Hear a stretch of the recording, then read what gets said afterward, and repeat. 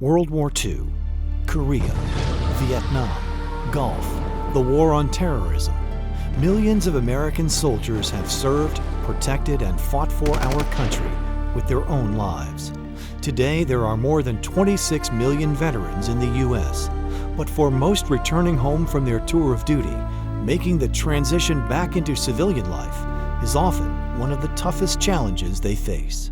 Coming home from any war is a lifelong process, but for the veteran today, the fact that so many of them are National Guard and Reserves and they're serving multiple tours, they're coming back to an economy that is very weak, they're coming back to families that have seen them come and go and leave jobs that they were maintaining their lifestyle, their families or whatever. The war memories, the war injuries, the thoughts of war, that whole transition when Johnny and Mary comes marching home is very different. It's a long process. It doesn't happen overnight. Experts say post-war readjustment can be difficult for many returning soldiers as well as their families. In fact, there are disastrous results when there is not enough support services given to this population. Statistics show veterans are twice as likely as non-veterans to commit suicide. 1/3 of all homeless men in America are veterans, and most homeless veterans suffer from a substance abuse or mental health problem.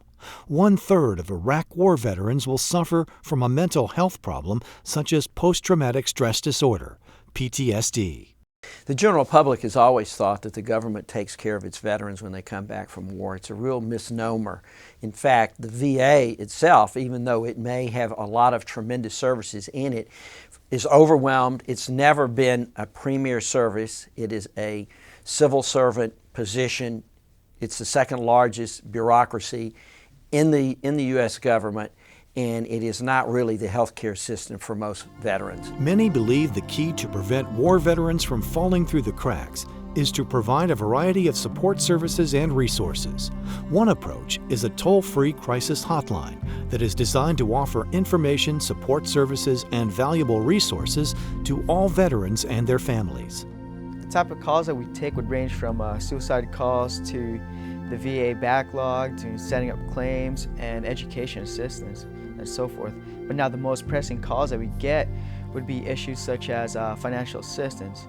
And what we do with that is we help these veterans and the families obtain financial assistance through just listening to what they have to say, see what kind of issues we can help them out with pertaining to the financial assistance. We understand veterans because we are veterans ourselves. We know what they're going through and we know what they will be going through, and that's what the hotline's all about. Research shows that only 1% of the American public is currently supporting and serving our troops around the world. Experts say it's critical that more action is taken to ensure the long-term care of this newest generation of veterans. There are countless things that can be done to help war veterans as they reintegrate. I think, first of all, the corporations can get involved, particularly with the community-based organizations that are in place that need the resources, that have the knowledge and the talent to work with these men and women, which many of them have been doing, like myself, my whole career, and several other people around the country. I think the VA needs to be reorganized. I think it needs to be beefed up. There's over 700,000 claims that are backed up right now that people are waiting on to see what their rating is. Just society in itself needs to be open more about the veteran and not just the soldier and supporting the troops. They need to support them when they come home, and they do that by getting involved one way or another. Coming home.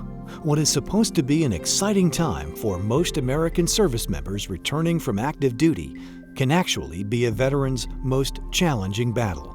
From post-traumatic stress disorder to a range of injuries to increased rates of suicide and divorce, veterans are faced with a host of physical and mental lifelong challenges.